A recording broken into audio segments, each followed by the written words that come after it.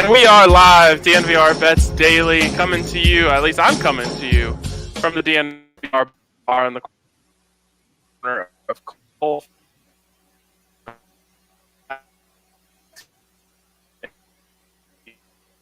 few seconds in here, and I've already heard,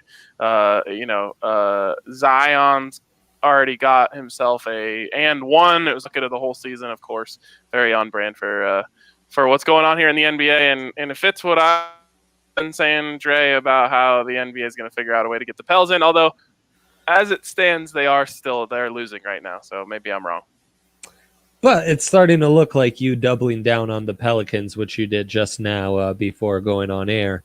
Is starting to look better than it was mere few minutes ago when you placed the bet. So good for you closing the distance, the Pelicans here, and always bet against the Jazz. I think that's a good move. As we lose Ryan there, Ryan shadeless. He faded the Dodgers yesterday, and that didn't work out for my wishful thinking Rockies fan over here.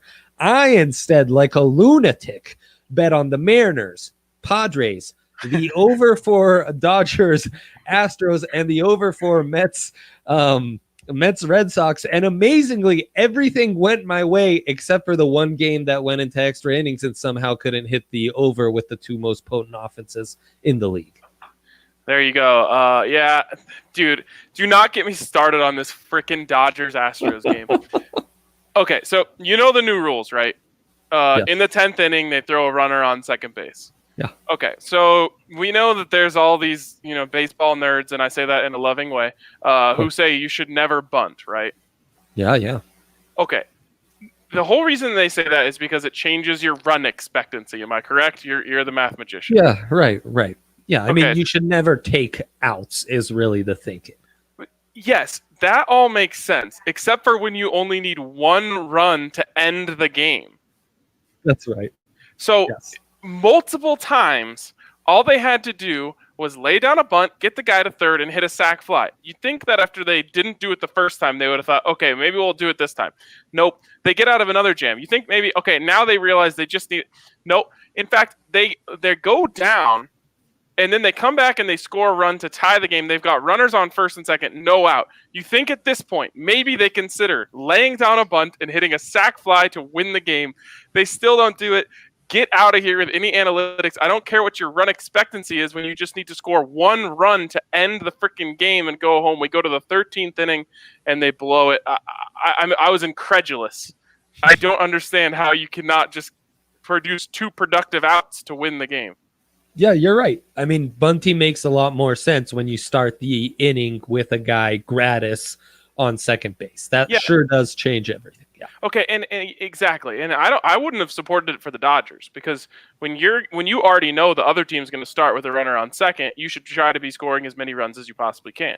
Right. But when it is tied in the bottom half of the inning, just finish the game, anyways. Oh gosh, and then of course I have DeChambeau to go under 67.5, and the incredible psychopath Birdie's 18 to shoot 67. So that's what happens when you're on a heater. You got to come back to earth a little bit. So we come back to earth, and you come back to earth. I have it at 5 in 1 day. Shut up. Just saying. Okay, whatever. Basketball's back, and I've already bet on it, and we're already in on that. So here we go. To talk more basketball, we're going to bring on our guy, Harrison Wind from DNVR Nuggets, the GOAT. What's up, Harrison? What's up, guys? If I had to do a bets podcast and bet on baseball, I would be like auctioning off every thing of value that I currently own right now. I don't know how you guys are doing it. It looks like you got a nice TV back there that could get you a couple parlays. Yeah, that would definitely be gone. I mean, I know we're only like a week or two into the season, but that might be gone already. Well, all you got to do is just bet on the Rockies and Nolan Arenado to get a hit, and it's been working out swimmingly for me. Okay, Harrison. So I have a bad angle at the TV right now. It's behind a light for me. How are things going in this first game? Brandon Ingram looking good. Zion Williamson looking good. The Jazz are up though, but okay, all right. Jazz are up 23-17, I think. So yes. We're going. We're almost one quarter in. One quarter into this thing. This is incredible. We're a little late on that game, but I guess first things first. What do you think of this game later in the night? I was kind of surprised to see the Clippers here as significant underdogs, plus 175 on the money line. Yeah, weren't the Lakers like a 4-point favorite or something like that? Yep. I don't know. Maybe Vegas knows something that we don't because Lou Williams obviously not playing, but I believe everybody else is pretty healthy for the Clippers. And Anthony Davis was questionable with that eye injury. I think he's going to play, but he was questionable. So, I mean, I feel like it should be pretty even, no? But the Lakers, 4-point favorites or something. I'm not sure, to be honest. It seems like an even matchup to me. All right. Well, there you go. That means take the underdogs here in the Clippers, which I've already done. So thank you for making me feel more confident in my bet. DraftKings has a little insurance thing they got going on tonight, where if your team that you bet on the money line scores 110 points, you get your money back. Do you feel confident in the fact that the Clippers might be able to put up 110 tonight? 110. Yes, I do, because I think offense is going to be ahead of defense, or at least early in the restart. I don't know how close you guys tuned into the Nuggets scrimmages, and I don't know if they should be the barometer for most teams, considering how shorthanded they were. But yeah, not a lot of defense played in those games. So I think offense is going to be ahead of defense early on. Something I did just remember about the Clippers, though, and again, I don't know how much stock you want to put into scrimmages, but Kawhi Leonard was in the category of superstars not really caring that much about the scrimmages or not really playing that well in the scrimmages. He shot like 25% or something from the floor across 3 scrimmages. So maybe that's another reason why the line's that way. Yeah, and apparently in the comments here from J-Rate, he said Montrezl Harrell is out and Beverly is questionable. So maybe that's moving the line a little bit as well. I'm curious to see how these Lakers do with little to no guard depth. They're going to be throwing JR in there, pretty much cold turkey, straight off the couch. And also, I could see the Lakers playing some sort of like strategy game here in these last 8 games rather than just going for it all the way. Yeah, so the Lakers are, I think, 6 games up for the 1 spot, or maybe 4 games up, but they just need to get like 1 or 2 wins over these 8 seeding games, and they're going to clinch the 1 seed. This is like one of the ones that matters, against the Clippers. So you would think they're playing their big guns for this one. When it comes to JR, this is a theory I have about the bubble right now. I think the bubble is going to be a shooter's paradise. I think guys are going to shoot great in the bubble. They've been down there for a while. They're acclimated. No crowd noise, nothing like to distract them behind the baskets. Not that that's a big thing during the regular season, but there's just no variance with that stuff. I think it feels like a practice gym to these guys. So I think it's going to be a shooter's paradise. So JR, I think he shot 6 of 7 from 3 in a scrimmage last week. I think he could step in and knock down some triples. It sucks so much that JR's on the Lakers. Like, I love JR. He's like probably a top 5 all-time favorite Nugget for me, and now he's a Laker. I don't know how to handle it. Dre, are you a JR denier? I'm a JR denier all the way. I always thought he should have done more. I stand with George Karl all the way and how he went about managing JR. Lakers up 5.5 games, so I could see this being key. I like what Harrison's saying about a shooter's paradise. Maybe kind of like bullpens are helped by not having crowds and what have you. I could see the bubble being a shooter's paradise. I like that a lot. The world, though, here Harrison wants to know with this amazing prop that DraftKings has. Really, it's an odds boost where you can pick any team to win in their opener in the next, these games count and the next 2 days will count.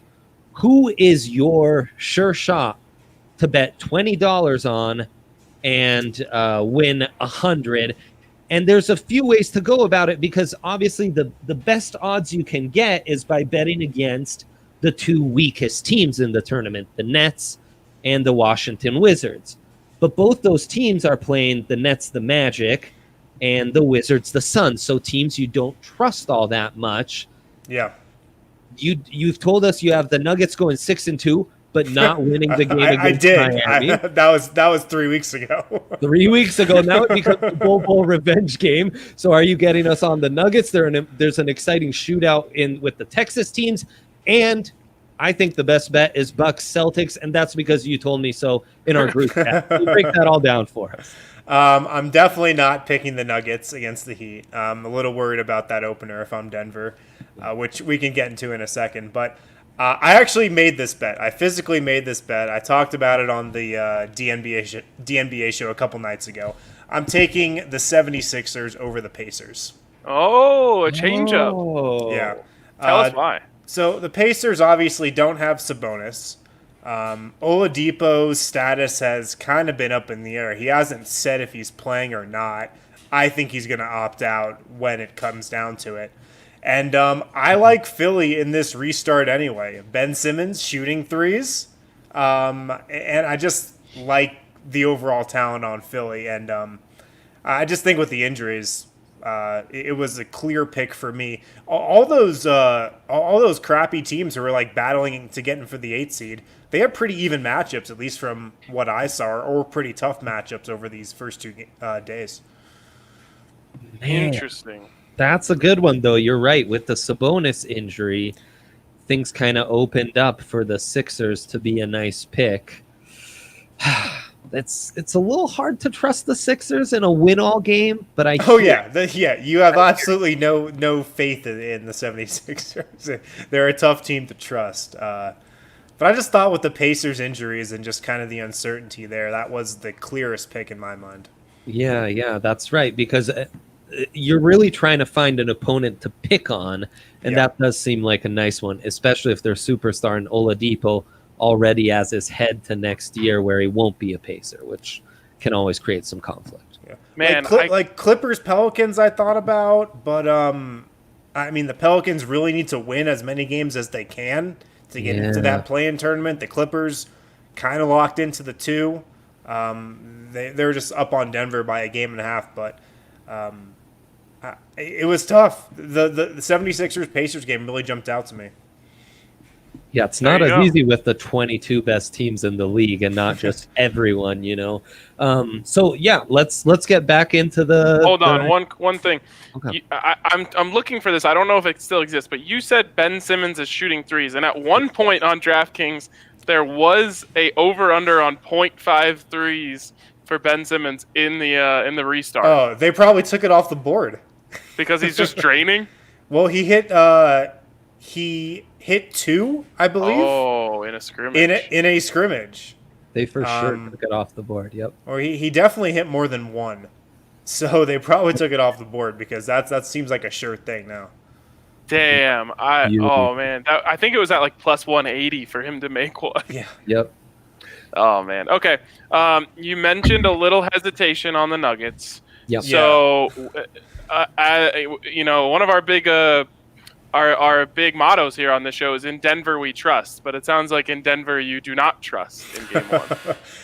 I don't want to say like I'm writing off the Nuggets for this first game because when everything is against Denver, like see the Utah 7, see beating the Bucks on the road against Giannis with like 8 guys, they somehow, some way find a way to pull it out. But I don't know, man. This game, I've got a bad feeling about this opener for some reason. Like, it feels like there's going to be a starter out for sure. Like, Gary Harris didn't play in any of the scrimmages. I don't know how much he's been really practicing. Will Barton played for like a half in that scrimmage. Didn't look good. He seems to be banged up right now. So my hunch is that one of those guys might miss this game. Maybe both will miss this game. I don't know.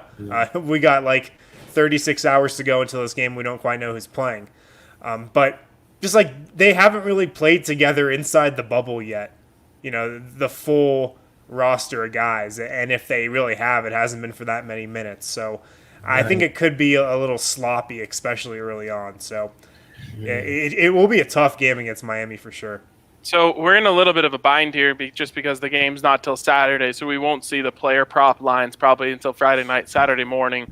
But when we see these, who's a player you think is going to come out and show out right away? You know, they don't have everyone, but they probably will have combined points, rebounds, assists for guys like Jokic, Murray, Barton, etc. Murray is my first instinct. I mean, he was incredible in that third scrimmage, the first one he played. I mean, shooting a lot of threes. He looked quicker. He looks like he's put on a lot of muscle too, which I think will help him in this restart. And, I mean, if you don't have Gary Harris or Will Barton, or even if you have them and they're not giving you all they've got, there's going to be a lot of responsibility on Jamal Murray's shoulders. That being said, the Nuggets are approaching these 8 seeding games, I think, or this is how I think they'll approach them, like they're pretty much preseason games.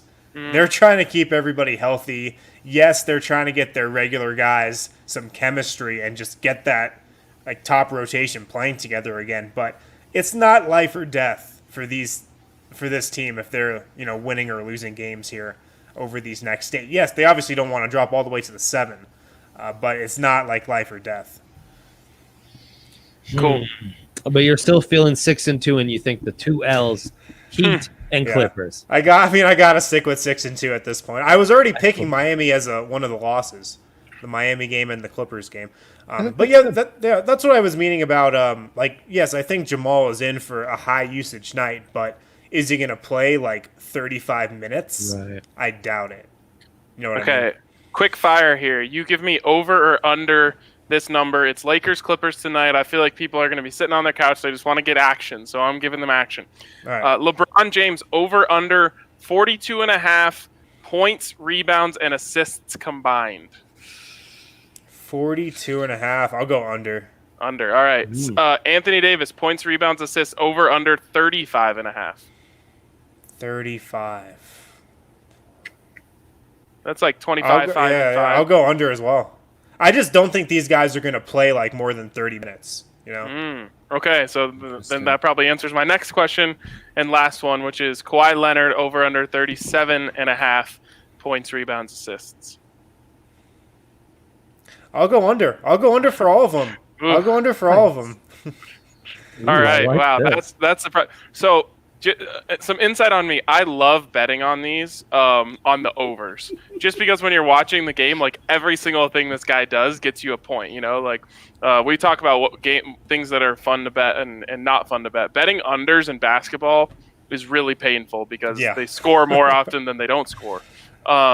And the same goes for this, but these are fun to bet on the over. So we'll save them for another time. I was hoping you would give me an over on one of those, and I was going to take it. But hey, is there one for JR? There is not. It ends at Marcus Morris over under 18.5. See, I think maybe the role players is where you might want to go with these because those aren't set as high, but they could be playing 20-something minutes. They're maybe regular allotment, maybe even a little more. Just my take. I don't know. Just Marcus Morris over under 18.5. That's basically the only role player here. Go over. Going over. Let's live a little. Big Marcus Morris night here on the show. Well, Dre, you got anything else? Oh yeah, just a small little question for Harrison, because another odds boost you could get on the NBA. I don't know if it's still available because the season just kicked off minutes ago. By the way, Pelicans are up. They're now like minus 200. RK, very good doubling down on that. Anyways, it's a conspiracy. That's yes, right. We're all for the conspiracy. We will milk that till the 8th game. I got this free bet because I placed 25 on a team to win the chip, and then I get a free $25 bet on the NBA in the opening weekend. And I'm a degenerate and want to use that on an insane parlay for all these opening weekends. So you got to talk me off the ledge, because right now it's an 8-way parlay. I stand to win $700 with these 25. But if one of these is an L, I lose it all. So you got to talk me off the ledge and tell me which ones to take off my slip. And it starts with maybe the hardest of all. What happens with this Texas Derby with the Mavs and the Rockets? Texas Derby. Hey, we've been covering soccer. We do it all now, man. Yeah, I like the Rockets. I just like Houston in this restart. Okay. I don't know if you guys have been paying attention to their scrimmages, but they've been shooting like 53s a game. And it's like, if they just shoot 35% from three and get up 50 attempts from three a game, they're probably going to win that game. So I just like Houston hard in this restart. Okay, fair enough. I needed that. Are the Bucks still going to beat the Celtics? Oh man! No! Oh no! Don't do this to me, Harrison. What did I tell you last time? To bet on the Celtics? No, to bet on the Bucks. To bet on the Bucks. I mean, the Nuggets team. But wasn't I saying that the Bucks have like this thing clinched? Yeah. Was that not what I was saying? That's when we had you on the show. Then when I asked who to put my 5-1 prop on in the Nuggets chat, I gave like 5 options, and the Bucks is what we settled on. I mean, the Bucks are like so good. Like they're just so dominant. Like they had like a historic like offense and defense respectively this year. I mean, they're just such a good team and a deep team. They're going to be in every game. Are you getting good scrimmage vibes from the Bucks? Yeah, they've been healthy. They've been healthy. They've had everybody. Okay, we're keeping the Bucks. Look good. Brooke Lopez look good. They've been healthy, which is really the most important thing right now. Okay, good. This is comforting. Magic over the Nets, right? The Nets like barely have NBA players left on their roster. Yeah. Magic, they looked okay in that scrimmage against the Nuggets. They looked okay. Oh, they're at home, baby. Let's go. Yeah, they are at home. If Jonathan Isaac is playing, man. Dude, I mean, Ingram and Isaac, it's time for those guys to start stepping it up, the insane length shooters. Okay, and the Wizards without Beal, right? That's other easy pickings to take the Suns here. The Suns, yeah. Okay. I mean, the Suns, I would take the Suns in that matchup. I don't feel great about it, though. I don't feel good about it, but I would take the Suns. It turns out it's hard to get 8 bets that you feel great about, Andre. I'm struggling to get one, Ryan. I'm struggling to get one Harrison-approved game on here. We talked about the Heat already. I know you don't feel super confident about that. Let me pick on the Jazz. Can I take the Thunder against the Jazz? Can I feel good about that at least? I like the Thunder. The Thunder. Yes. Go with the Thunder. And then the Sixers. So maybe my parlay should be Thunder Sixers and keep it at that. I'm telling you, the Sixers are like the one matchup. I looked over this hard because I took it for a DraftKings pick of the week too. I looked over the first couple of days of games hard, and the Sixers was just the clear one that jumped out to me. So actually, what Harrison's saying is Thunder, Sixers, Magic you allowed because they look decent. And Bucks. I twisted your arm, but you approved of the Bucks. Sure. So that could be a decent 4-way parlay right there. Sure. Come on, put me down for those 4. Okay, let's go. There we go. All right. 4-way parlay, courtesy of Harrison being peer pressured into giving picks. Last one I have for you, Harrison. Over under 5 miles for the Peloton Prince tonight. 5 miles. Well, I've already done the Peloton today. Oh. So if I did it again, it'd be a rare 2 a day. So we're going under. But I mean, 5 miles, that's easy on the Peloton. That's like it's like 15 minutes. That's just a quick little cruise. Well, maybe you get one in while you're walking the game tonight. Maybe 20, 30 minutes, yeah. All right. Well, thanks so much for joining us, Harrison, and your everlasting wisdom. Yeah, thanks, guys. Thanks, brother. See you, man. All right, that is Harrison Wind from DNVR Nuggets, the man. And man, sometimes you need someone to talk some sense into you, and I feel like he did that for us, Dre. Yeah, it's I almost feel like we're children who've been allowed to play irresponsibly with no supervision for weeks at a time, and now an adult was just invited in our room and was telling us we need to eat our vegetables and stuff. So it's good to get that advice sometimes. Dre, I actually wasn't planning on talking about this on the show today, but I have a new rule, a new personal rule. Last night I had my heart broken. This wasn't official. It wasn't an official pick, but I was sitting at home alone. I had nothing better to do. So I bet on, the Angels were losing 6-4. Yeah. And I said, hey, why don't I hop in on this live line for the Angels? I got it at like something crazy, plus 65 or something like that. While they were up? While they were down. They were losing 6-4. Okay. And so, I got good value on it, and I put it in. And then very next inning, they put a 4 spot on the board. So they are now up 8-6. And I look down at my DraftKings app. DraftKings is offering me $60 on my $25 bet. And I'm thinking, wow, that's pretty good. But the original bet was for 80. And I'm like, you know what? The Angels are a better team here. They're going to take care of business in these last final innings. And I'm going to make $20 extra. So I'm not going to take the buyout. I've had some bad beats that really broke my heart. This one really didn't sit well. I lost sleep over this one. I'm just like, why didn't I was getting more than plus 100 on the buyout.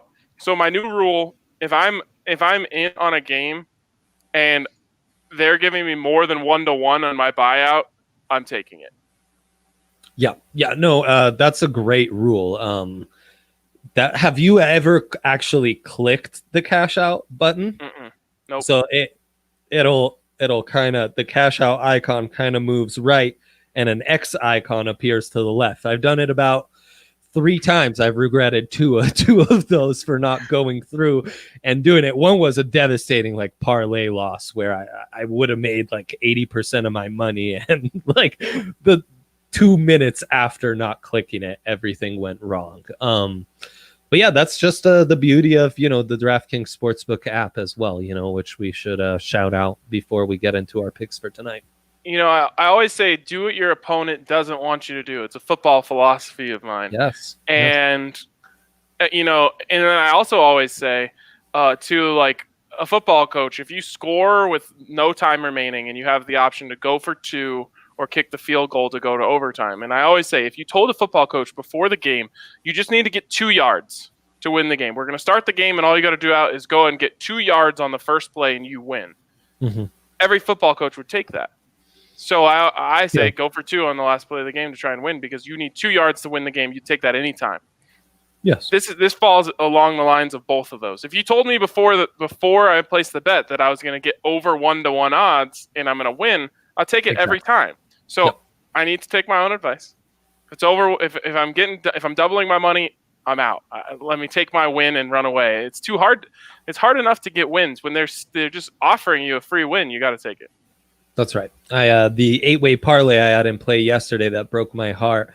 The first 5 picks were in play, so I started to have a 3-unit buyout, tripling my wager, and of course, 5 of my 8 were in play. The other 3 still had to come. I was like, no way, Jose, I'm about to win big. And of course, it all went terribly. So yeah, that's important advice, Ryan. The other thing I was thinking of, I've been roasting you guys for these parlays of like all these different teams to win championships. And I was thinking the future parlays. Yes. Yes.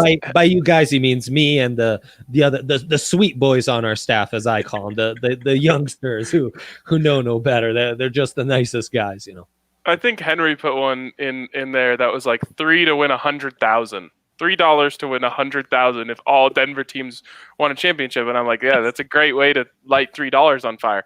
Then I realized, wait, if the first team wins, what is the buyout going to be on this thing? At minimum, it has to be $15K, right? Like at minimum, conservative estimate. No way, no, because you got to get 3. So you think it's like 500? Yeah, maybe. But even then, like you take that buyout, in my opinion. Totally, yeah, you should. So which one ends first? That's what I want to know. Which team is scheduled? Which championship is going to happen first, the hockey or basketball? You are a great reporter because you have a true talent for asking me questions I am never prepared to answer. All right. Well, if hockey is first, I might make one of these stupid parlays that you guys have been making. Because then if the Avs win, like their backs are up against the wall, they're looking at $100,000 ticket all of a sudden, and they're starting to sweat. I feel like it's not the Avs, though. Yeah, that's a problem. But who knows? They must all end in October, more or less. Right. The other question is like if the Avs baseball must be the last one. Well, yeah, baseball is definitely last. But the other question is like if the Avs and Nuggets are both in the Western Conference Finals, like is there a buyout there? Are they gonna start sweating then, or are they wait it out? You'd think, but then, I mean, the Nuggets are probably also like, what, plus 500 dogs to win that series. Probably. So maybe DraftKings isn't really sweating anything Distance out. winning. Maybe they win a game, and then they win game one. Now they're. I don't know. I just these buyouts really change the game. They do. I think I'm going to try to become a buyout guy. Nice.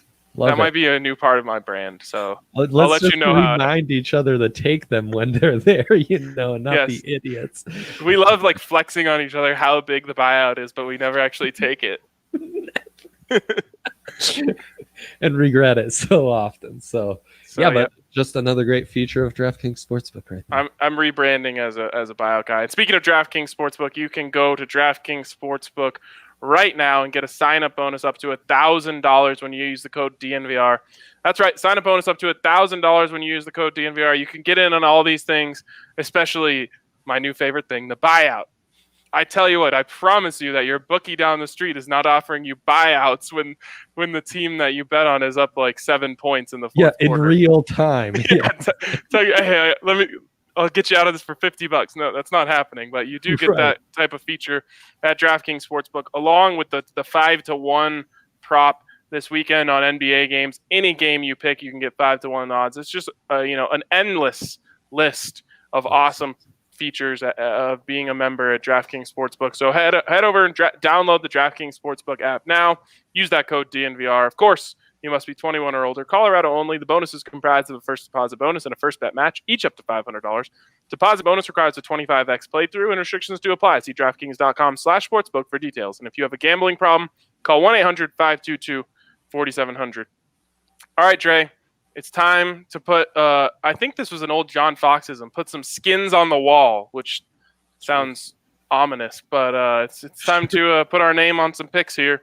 So I told you I've already got the Pels. My buyout's only $2 over what I put in, so I'm not ready to take that one yet. That's looking outstanding right now.